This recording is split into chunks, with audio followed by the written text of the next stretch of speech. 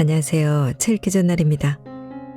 쇼펜하우어의 철학은 칸트, 플라톤, 아리스토텔레스 등 서양 철학뿐만 아니라 동양 철학의 영향을 받았는데요. 그는 철학자, 과학자, 심리학자, 문학가, 법조인, 음악가, 정치인 등 각 분야의 이론적 토대와 영향을 준 세계 거장들의 철학자입니다. 특히 니체는 쇼펜하우어의 책 한 권으로 철학자의 길을 걸었으며 바그나는 쇼펜하우어를 평생 찬미했습니다. 산다는 것은 괴로운 것이다. 인생의 의미를 끊임없이 고민한 철학자 쇼펜하우어의 가장 유명한 말입니다. 그는 현 시대의 마음의 위기를 겪고 있는 우리에게 크게 5가지를 알려줍니다. 첫째, 삶의 지혜. 둘째, 행복을 자기밖에 아니라 자기 안에서 찾는 법. 셋째, 자신에게 집중하는 방법. 넷째, 허영심을 버리고 자긍심을 가지는 방법. 다섯째, 2번 다시 오지 않는 시간의 의미를 깨닫고 현명하게 사는 방법. 오늘 소개할 책은 마음의 위기를 다스리는 철학서, 마음에 읽는 쇼펜하우어입니다. 이 책은 쇼펜하우어가 남긴 철학적 사유 중에서 현 시대의 중년들이 회의감과 상실감 등 마음의 위기를 다스리는 데 도움이 되는 내용 30가지를 담았습니다. 괴로움을 해소하는 법, 자기 인생에 집중하는 법, 자긍심을 갖는 법, 시간의 의미를 깨닫고 현명하게 사는 법, 그리하여 행복하게 사는 법을 배울 수 있습니다. 자, 그럼 지금부터 잠시 쇼펜하우어의 가르침 속으로 들어가 보겠습니다. 오늘도 책 읽기 좋은 날과 함께 좋은 시간 보내세요. 구독, 좋아요, 사랑합니다.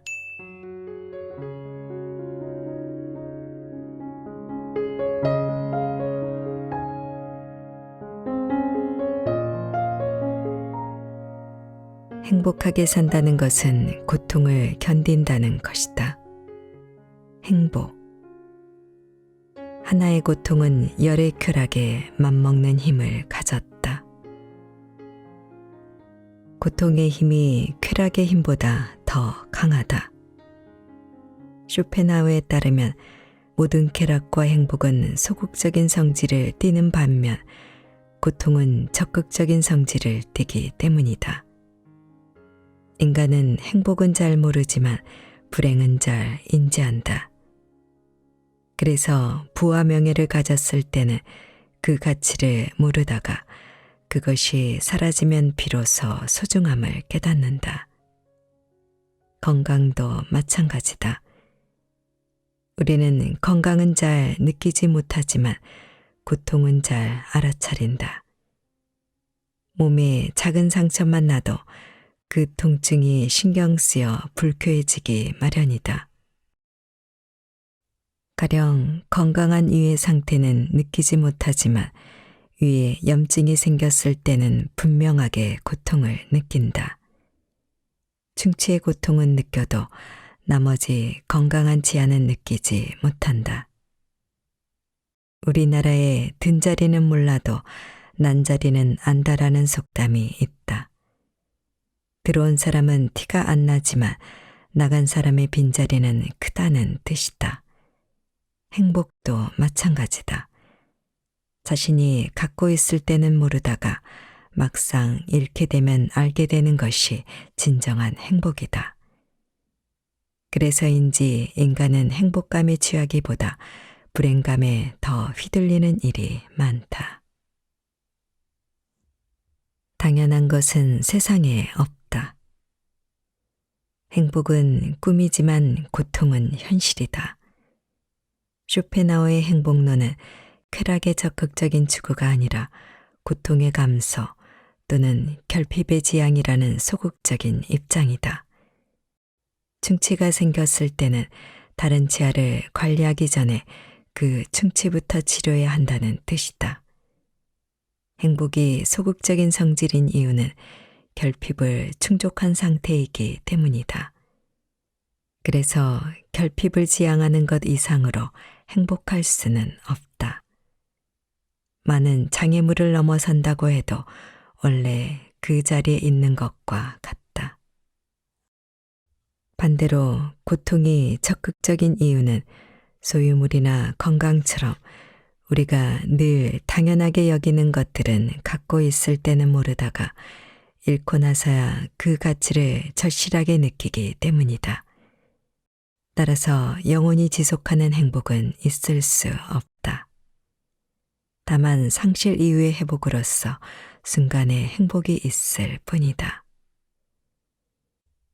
쇼펜하우어는 아리스토텔레스의 명제를 살아가는 데 최고의 지혜이자 원칙으로 들었다. 현자는 쾌락이 아니라 고통이 없는 상태를 추구한다. 이렇듯 고통의 원인을 먼저 없애는 것이 쾌락을 찾는 것보다 더 현명하다. 불행의 두 가지 원인인 고통과 권태에 직면할 때 아리스토텔레스의 말처럼 적극적인 행복을 추구하기보다 소극적인 행복을 추구하는 것이 낫다. 쾌락과 고통은 그 자체로 존재하는 것이 아니라 인간의 생각과 관련된다. 큰 즐거움은 의외로 잘 느껴지지 않는 경우가 있지만 사소한 고통은 늘 의식되면서 기억에 오래 남는다. 모든 일이 잘 진행되더라도 하나의 일이 꼬이면 그것에만 온 신경이 집중되어 다른 일은 잊게 되는 경우도 마찬가지다. 이렇듯 사람은 고통에는 매우 민감하면서도 쾌락에 대해서는 당연하게 여긴다. 특히 건강은 더 그렇다. 아침에 일어나서 건강한 몸의 상태는 잘 느껴지지 않는다. 상쾌한 기분, 튼튼한 위, 가벼운 발걸음에 감사하는 사람은 거의 없다. 건강은 모르고 지나가다가 질병을 얻으면 뒤늦게 소중함을 알게 된다. 위암에 걸려서야 비로소 위가 그동안 얼마나 열심히 음식물을 소화하기 위해 애썼는지 알게 된다. 재물도 잃어봐야 그 가치를 알고 인간관계도 깨져봐야 그 소중함을 안다. 이처럼 쾌락보다 고통의 지속도와 강도가 훨씬 더 강하기 때문에 쾌락을 추구하기보다는 고통을 줄이는 데 힘쓸 필요가 있다. 환상과 같은 향락을 쫓지 말고 결핍, 질병, 위험 등 현실의 고통의 원인을 먼저 없애야 된다. 행복에 가까워지는 확실한 방법. 행복한 인생을 결정짓는 진정한 가치는 고통을 잘 견뎌내는 인내력에 있다. 세상에서 가장 큰 행복을 누리는 사람은 역설적으로 덜 불행하게 살 수 있는 용기가 있고 고통을 그럭저럭 견뎌내면서 하루하루를 묵묵히 살아가는 사람이다. 어떤 사람이 행복한지 평가하는 기준은 성공, 부, 성취, 출세가 아니라 정신적으로 육체적으로 겪는 고통의 정도다.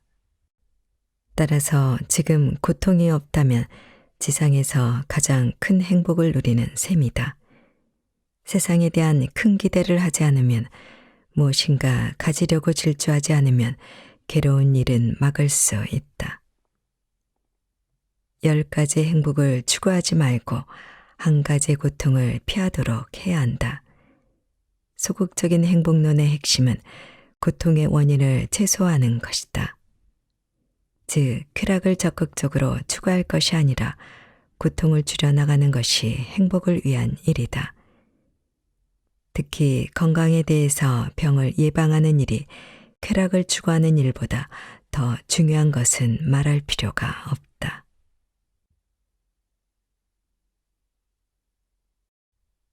마음의 안정이 없는 행복은 있을 수 없다. 평정심. 생각의 서랍 중에서 한 개를 열 때는 다른 모든 것을 닫아 두어야 한다. 그래야 무겁게 짓누르는 하나의 걱정거리 때문에 현재의 사소한 즐거움을 위축시켜 마음의 평정을 잃지 않고 하나의 생각이 다른 생각을 밀어내지도 않으며 하나의 중요한 일을 걱정하느라 사소한 일들을 소홀히 하지 않는다. 건강 다음으로 우리 행복의 중요한 요소는 마음의 평정이다. 쇼펜하우어는 인간의 마음 상태를 익시온이 돌아가는 바퀴에 묶여 있는 것에 비유한다. 그리스 신화에 나오는 익시온은 그리스 테살리아 지방에 살았던 나피타이족의 왕으로 그에게 관례적인 결혼 선물을 요구한 장인 테이오네우스를 불구덩이에 밀어 죽인 살인자다. 그리스 최고의 신 제우스는 그의 살인죄를 사면하고 그를 신이 살고 있는 올림포스 산으로 그를 초대했는데 익시온은 제우스의 아내 헤라 여신에게 반해서 계속 따라다녔다. 아내에게 이 말을 전해 듣고도 도저히 믿지 못한 제우스는 구름으로 헤라와 똑같은 여신을 만들어 놓았는데 익시온이 그녀를 겁탈하고 자신이 헤라를 가졌다고 떠벌리고 다녔다. 이에 분노한 제우스는 익시온을 불타는 수레바퀴에 매달아 영원히 돌아가게 만들었다. 인간은 마치 돌아가는 바퀴에 묶여있는 익시온처럼 삶의 의지의 지배를 받아 끊임없이 움직인다. 불타는 수레바퀴에 매달려 돌아가고 있으니 얼마나 마음이 불안하겠는가. 마음의 안정 없이는 결코 진정한 행복이 있을 수 없기 때문에 익시온의 바퀴가 멈추도록 노력해야 한다. 쇼펜하우어가 추구하는 행복은 소극적인 입장에서 마음의 평온이다. 이것은 스토아파가 주장한 아파테이아와 같다. 아파테이아는 욕구가 없는 금욕의 경지를 말한다. 정념에서 해방됨으로써 평온에 도달하는 것처럼 쇼펜하우어도 마음의 평온을 통해 행복해야 한다고 가르친다. 중요한 것은 정념을 없애고 조용함을 얻기 위해 마음의 동요를 최대한 줄여야 한다는 것이다. 마음의 평정을 찾는 4가지 방법. 40대는 사회활동이 가장 활발한 시기로 많은 사람과 접촉한다. 사람들과 어울리다 보면 여러 가지 예상치 못한 일로 상처를 받는 일이 생긴다. 시기심, 질투도 겪는다. 자신도 직업과 관련된 공적인 만남뿐만 아니라 동호회나 동창회 등 사적인 모임에서 타인의 마음에 상처를 주는 실언이 많이 오고 간다. 예를 들어 돈 자랑, 자식 자랑, 집 자랑이다. 행복을 위해서는 이런 흔들림 속에서 마음의 평정을 찾는 것이 반드시 필요하다. 음식을 절제하면 몸이 건강해지듯이 외적인 자극의 비중을 줄여야 마음의 평정을 얻을 수 있다. 첫째, 불필요한 인간관계를 정리하라.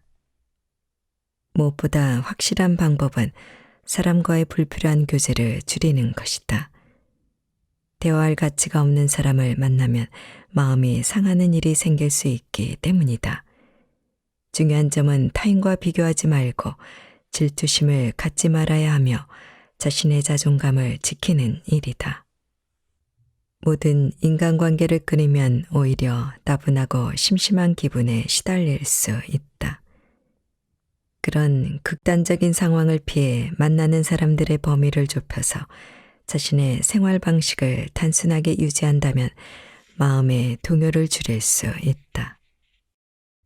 쇼펜하우어는 무료함을 이야기하지 않는 범위 내에서 될 수 있는 한 관계를 단순화하고 생활 방식을 극히 단조롭게 해야 행복해진다고 했다. 둘째, 질투를 경계하라. 질투는 인간의 자연스러운 감정이지만 자신의 것을 남의 것과 비교하지 말고 즐기자. 쇼펜하우는 세네카의 말을 인용했다. 우리는 자신의 것을 남의 것과 비교하지 말고 즐기자. 다른 사람이 행복하다고 괴로워하는 자는 결코 행복하지 못할 것이다. 자기보다 형편이 나아 보이는 사람보다 형편이 나쁜 사람을 살펴보는 방법도 괜찮다. 우리의 고통보다 더 큰 고통을 바라보는 것이 효과적인 위안이 된다. 쇼펜하우는 아버지가 돌아가시고 어머니와의 사이가 좋지 않을 때 친구 양티메에게 자신의 상황을 비탄하는 편지를 자주 보냈는데 그때 양티메는 쇼펜하우를 위로하며 조심스럽게 이야기했다. 그래도 너보다 더 불행한 사람이 있다는 걸 생각하며 불행을 참고 견디기 바란다. 셋째, 큰 희망을 걸지 마라. 우리는 가끔 태어나지 않았더라면 더 좋았을 것이라는 후회를 한다. 우리는 우주의 먼지와 같은 존재다. 그래도 우리는 살아서 존재하는 일에 감사해야 한다. 내가 이 세상에 없었더라면 이런 한탄도 할 수 없을 것이기 때문이다. 만약 꿈이 깨지고 실패를 겪어도 태어나지 않은 것보다는 나을 것이다. 쇼펜하우는 말했다. 우리 삶은 아주 작은 점에 불과하다. 넷째, 세상에는 거짓이 많다는 점을 알아라. 이 세상에는 알맹이가 없는 껍데기가 더 존경받는 일이 많다. 지식을 가르치는 학교나 종교를 알리는 단체도 모두 겉모습만 번지르르 한 경우가 많다. 알찬 속보다 가짜의 겉모습이 지배하는 세상에서 행복도 그런 바깥에 드러나는 모습으로 판단한다. 그러나 행복은 그런 화려한 겉모습에 있지 않다. 행복은 학교의 지식처럼 배울 수 없고 종교단체에서 경건하게 체험할 수 없다. 쇼펜하우는 행복한 사람을 대충이라도 알아보려면 즐거움보다 슬픔을 살펴야 한다고 했다. 행복의 알맹이를 알기 위해서는 어떤 것에 즐거워하는지가 아니라 어떤 일에서 고통을 느끼는지를 확인해 봐야 한다. 나를 불안하게 하는 것들과 작별하라. 평정심을 추구한 대표적인 학파가 스토아다. 세상에 일어나는 모든 사건은 우주 자연의 법칙에 따라 그렇게 일어나게끔 이미 결정돼 있다고 주장했다. 우리가 어떤 일을 불행으로 느끼는 이유는 그것이 우연이기 때문이다. 그러나 늙어가는 것, 죽어야 하는 일, 일상에서 일어나는 슬픈 일을 필연적인 것으로 받아들이면 슬퍼하지 않게 된다. 세상에 많은 일이 우연에 따라 일어난다고 생각한다면 인생은 고통의 연속이지만 운명으로 받아들인다면 불안이나 걱정이 줄어들게 된다. 행복해지기 위해서는 의지와 마음의 동요가 적어야 한다. 사실 너무 불행해지지 않으려면 너무 행복해지려는 요구를 하지 않는 것이 가장 확실한 방법이다. 사람을 많이 만날수록, 친구가 많을수록, 좋아하는 사람이 많을수록 소망과 욕구의 접촉 범위가 커지면서 불행을 자초하는 기회와 환경이 커진다. 결국 인간의 행복과 불행은 마음먹기에 달렸다. 단순하고 단조롭게 사는 것이 쉽지 않을 수도 있다. 심플하게 생활하기 위해서는 지적인 생활을 감당할 수 있는 정신적인 소양을 늘 갖춰야 한다. 마음의 평온이 행복이라면 마음을 잔잔한 호수처럼 유지할 필요가 있다. 외부의 자극도 줄여야 되지만 비교하는 감정, 시기심, 질투, 지나친 기대와 희망을 경계할 필요가 있다. 마음을 요동치게 하는 것은 진정한 행복이 아니기 때문이다. 익시온의 수레바퀴가 멈추도록 욕망의 흐름을 잘 제어해야 할 것이다. 마음의 평온은 고통이 없는 상태다. 현명한 인간은 무엇보다 고통이 없는 상태, 괴롭힘을 당하지 않는 상태, 안정과 여유를 얻으려고 애쓴다.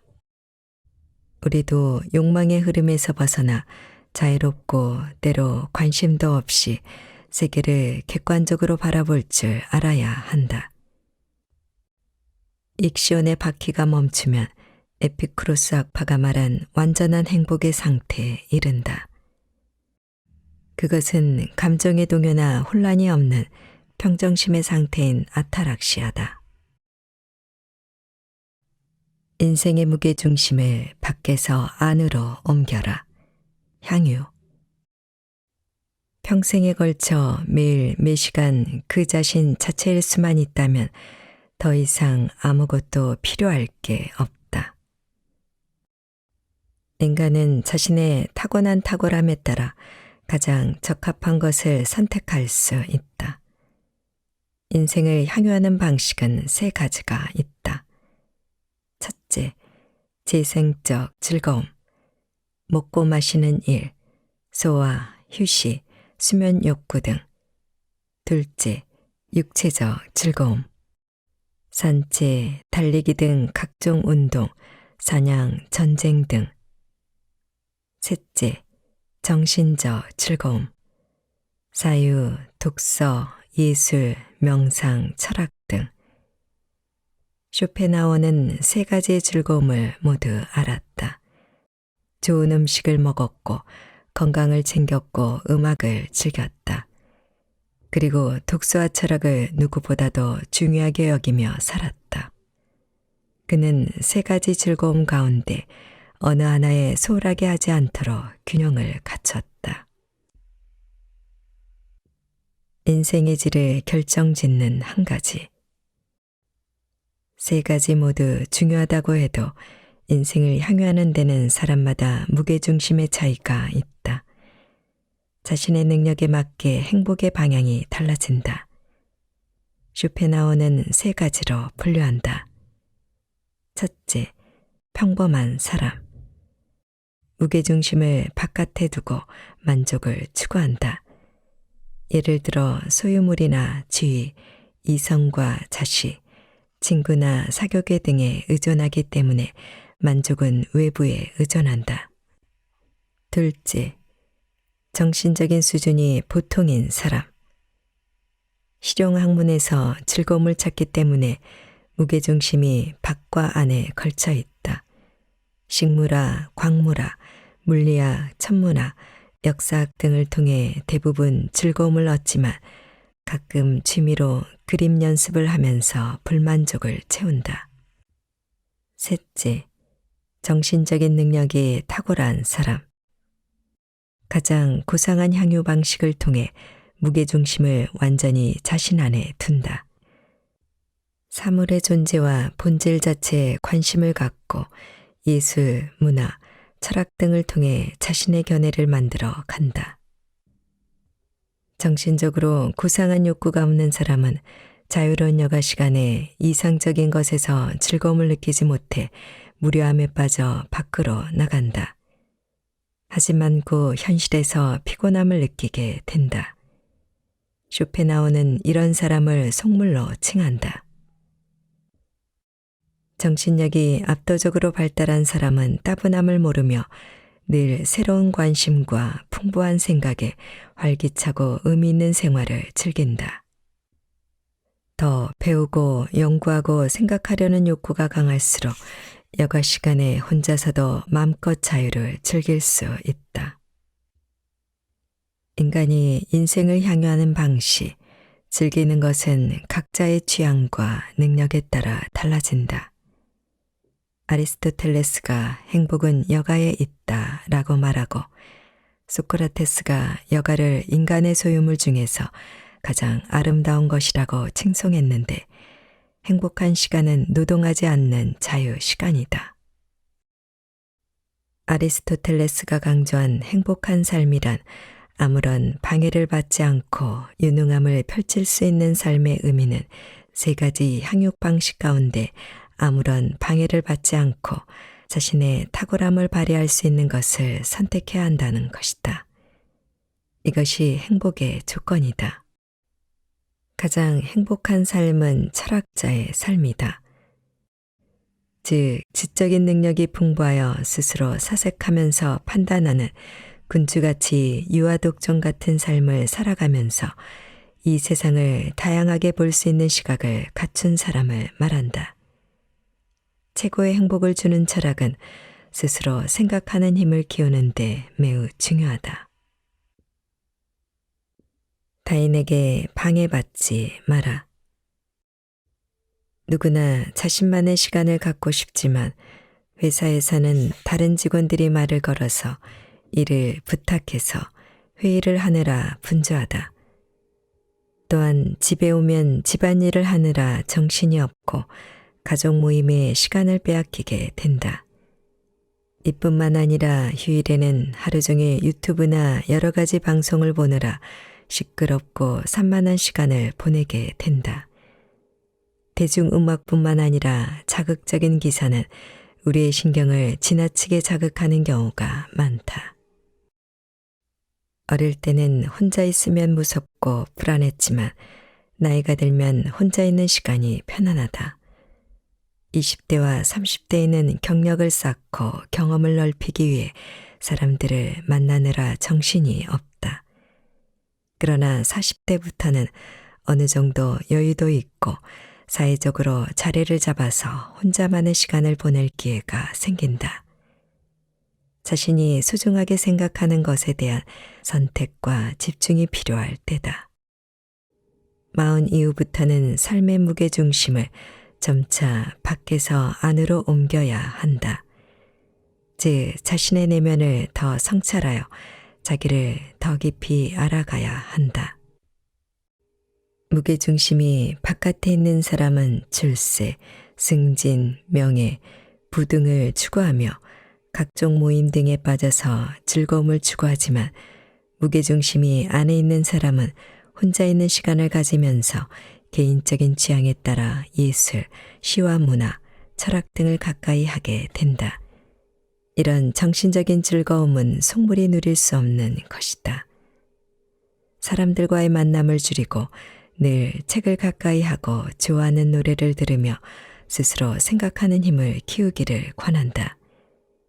기회가 되면 미술 전시회나 연주회를 찾아서 최고의 예술가가 만들어낸 작품을 감상하며 인생의 고뇌에서 벗어나는 시간도 가지면 좋다. 혼자서 산행을 하며 자신을 만나는 훈련도 해야 된다. 고독은 나의 진정한 모습을 들여다볼 수 있는 벗이다.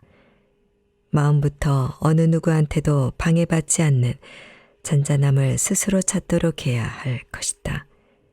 쇼펜하우어는 말했다. 다른 사람들을 우리가 아니라 그들로 생각하는 것이 익숙해질 것이다. 당신의 거리를 유지하라. 관계. 서로 견딜 수 있는 적당한 간격을 발견했다. 그것은 바로 정중함과 예의다. 쇼펜하우어는 단 한 명의 친구도 없이 혼자 지냈다. 가족도 없었고 조국도 없었다. 오직 애완견 아트만이 곁에 있었다. 쇼펜하우어는 아트만과 산책하는 일이 일상이었다. 이런 쇼펜하우어에 대해 니체는 저서 교육자로서의 쇼펜하우어에서 이렇게 썼다. 한 명의 친구가 있느냐 또는 한 명의 친구가 없느냐 하는 차이는 무한한 것. 인간은 혼자 있기를 좋아하면서도 타인과 어울리는 것도 즐긴다.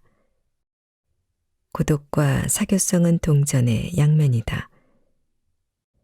쇼펜하우어는 스스로 홀로 설 수 있는 힘을 강조했다. 자족하는 삶을 살기 위해서는 타인으로부터 독립할 줄 알아야 된다는 것이다. 하지만 인간은 여러 가지 이유로 타인에 의존하며 인정받고 사랑받고 싶어하는 나약한 존재다. 그러면서도 인간은 고독의 끝에서 다른 사람과 함께하려는 욕망이 있다. 쇼펜하우는 홀로서기와 함께하는 삶 사이의 갈등을 고슴도치의 우화를 통해 풀어낸다. 추운 날씨에 고슴도치들은 얼어 죽지 않으려고 달라붙어 하나가 되지만 그들의 가시가 서로를 찌르는 것을 느껴 떨어진다.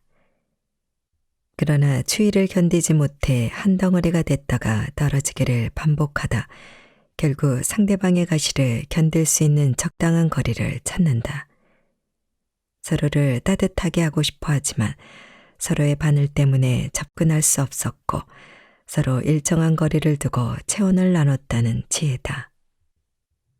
많은 수의 모임과 헤어짐을 반복한 고슴도치들은 다른 고슴도치와 최소한의 간격을 두는 것이 최고의 수단이라는 것을 발견했다.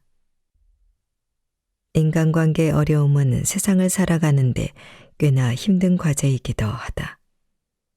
직장에서 상사와 동료, 가정에서 부모와 자녀, 학교에서 선생과 학생들이 잘 지내는 일은 어렵다.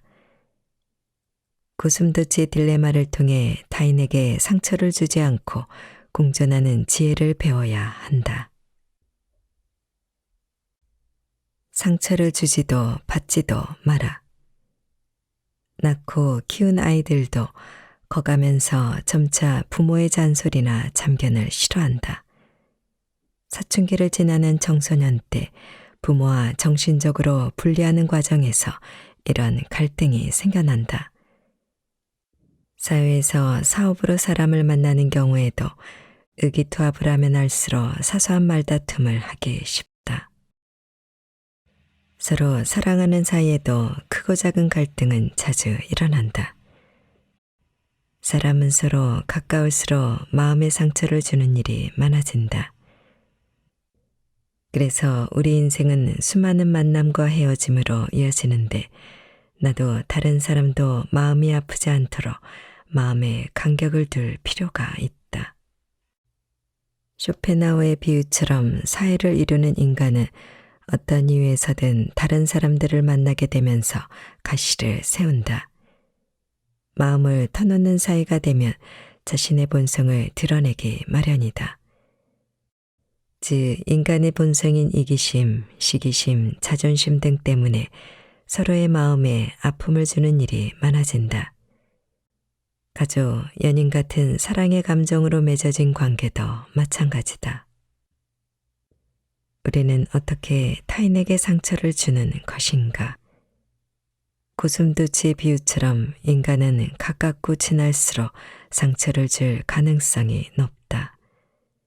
다른 사람과 친밀한 관계를 맺는다는 것은 결국 타인을 자신의 욕망과 동일시한다는 것이다. 상대에게 자신이 바라는 모습을 강제하는 것도 폭력이 될 수 있다. 상대방을 자신의 소유물로 여기다 보면 아픔을 주는 막말을 하게 된다. 부모는 자식이 본인이 이루지 못한 꿈을 대신 성취하기를 바란다. 남편과 부인은 서로 결혼한 사이라고 해서 최소한의 예의를 갖추지 않는 경우도 있다. 사랑하는 사이도 말 한마디 실수로 만남이 깨지는 일이 생긴다. 이와 비슷하게 동양에 불각은 불가원이라는 고사성어가 있다. 너무 가깝지도 않게, 너무 멀지도 않게 하라는 경고로 중용의 의미와도 비슷하다. 그러나 실제 의미의 맥락은 전혀 다르다. 노노 양화편에 나오는 본래 공자의 말은 접과 종은 부리기 어렵다. 잘 대해주면 기어오르고 쌀쌀하게 대하면 원망한다. 소인배에 첩종을 대할 때 가까이 하면 다치기 쉽고 멀리 하면 해코지하니 적당한 거리를 두어야 한다는 뜻이다. 쇼펜하우의 상대를 공경하되 거리를 두라는 말은 공자가 말한 경의원지에 더 가깝다. 경이온지 또한 상대를 공경하면서 동시에 거리를 두라는 뜻이다. 그 당시 백성들이 귀신이나 미신을 믿는 경향이 많았는데 위대한 지혜로운 지도자라면 모든 생각에 무조건적인 동의를 하기보다는 불합리하거나 마땅하지 않은 것에 적당한 거리를 둘 줄 아는 것이 중요하다는 의미로 쓰였다. 상대방이 나와 다르거나 잘못된 생각을 갖더라도 그 인격을 존경해야 상처를 주는 가시돋친 말을 피할 수 있다. 서로 세상에 대한 관점에 차이가 있다는 점을 인정하고 서로를 폭넓게 이해할 필요가 있다. 함께하기와 거리두기의 균형을 잡아야 한다. 사회란 모두 필연적으로 서로의 순응과 타협을 요구한다. 강요는 모든 사회에서 뗄 수 없이 붙어 다닌다. 모든 사회는 희생을 요구하는데 자신의 생각이 다를수록 개성이 강할수록 희생이 커진다. 사람을 많이 만날수록 친구가 많을수록 좋아하는 사람이 많을수록 접촉 범위가 커지면서 불행을 자초할 수 있는 기회와 환경이 넓어지는 것이다. 인간은 내면이 공허하고 삶이 단조로울 때 다른 사람의 온기를 필요로 한다. 함께 이야기하면서 공감받고 지지받고 인정받고 싶은 것이다. 그러나 막상 타인과의 생각의 차이를 느껴 실망하면 관계가 다시 멀어진다. 이런 상황을 설명하는 고사성어와 여기에서 유리한 우리 속담이 있다. 불견상견절치. 안 보면 보고 싶고 보면 이 갈린다. 상대편을 몹시 그리워하지만 보고 나면 정이 떨어진다는 뜻이다. 그래서 인간관계에 꼭 필요한 약간 냉랭한 거리두기를 쇼펜하우어는 정중함과 예의라고 말한다. 거리를 둘 줄 아는 현명한 사람은 비록 따뜻함의 욕망은 충분히 충족되지는 않지만 가시에 찔리는 최악의 상황을 피할 수 있다. 쇼펜하우어는 인간 사회를 불에 비유했다. 현명한 사람은 적절한 거리를 두고 불을 쬐지만 어리석은 자는 불에 손을 집어넣고 화상을 입고는 고독이라는 차가운 곳으로 도망쳐 불이 타고 있다고 탄식한다. 마음이 춥다고 느껴 타인의 온기를 필요로 하는 사람은 내면의 공허, 의식의 빈약, 정신의 빈곤 때문에 자신과 같은 부류의 사람들과 어울리려고 한다. 유유상종하며 여운과 오락을 추구하는데 처음에는 관능적 향락과 각종 즐거움을 맛보려고 하다가 결국 방탕한 생활을 쫓게 된다. 다른 사람과 어울리고 싶어하는 사교의 욕망이 생기는 것은 자신이 불행하다는 반증이다. 타인을 통해 얻는 가치는 행복의 본질이 아니다. 쇼펜하우어의 말을 기억하면 좋다. 우리의 모든 불행은 혼자 있을 수 없는 데서 생긴다. 도덕적으로 떨어지고 지적으로 우둔하며 불합리한 사람들과 접촉하면 여러 가지 위험과 해로운 일에 노출될 수 있다. 굳이 그런 사람을 만날 이유가 없다. 화상을 입을 수 있기 때문이다. 내면이 충분히 따뜻한 사람은 사회로부터 떨어져 다른 사람에게 고통이나 괴로움을 주거나 받지 않고 혼자 있기를 좋아한다. 부자로 태어났다고 하더라도 외적인 부를 통해 내적인 부를 대신하려고 노력한다. 내면은 빈곤하고 정신이 공허하면 무엇이든지 외부로부터 받아들이려고 하지만 소용없다. 많은 인간관계로 결핍을 채우려고 하지만 인간관계는 자칫 화상을 입을 수 있다.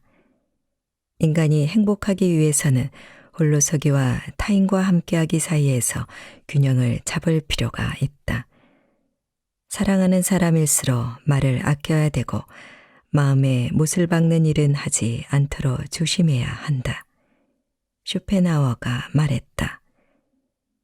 예의는 현명함 속에 속하고 무례는 어리석음에 속한다. 고슴도치 우화의 예에는 오류가 있다. 실제로 고슴도치는 상대가 찔리지 않도록 가시를 눕힌다고 한다. 다른 고슴도치가 가까이 접근할 수 있도록 배려를 할 줄 알며 체온을 유지하기 위해서 바늘이 없는 머리를 맞대며 추위를 이겨낸다고 한다.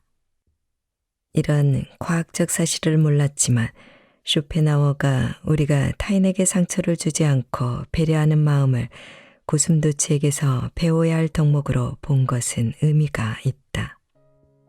너무 지나친 사랑과 관심 또한 상처가 될 수 있으므로 약간의 무관심과 냉정함을 통한 적당한 거리두기라는 현명한 방법을 통해 서로의 온기를 적당히 보존할 수 있을 것이다.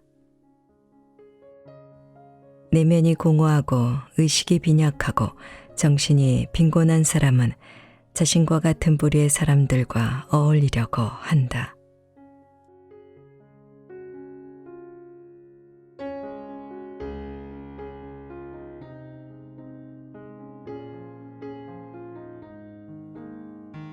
책 읽기 좋은 날 오늘은 여기까지입니다. 안은하고 포근한 시간 되세요. 사랑합니다.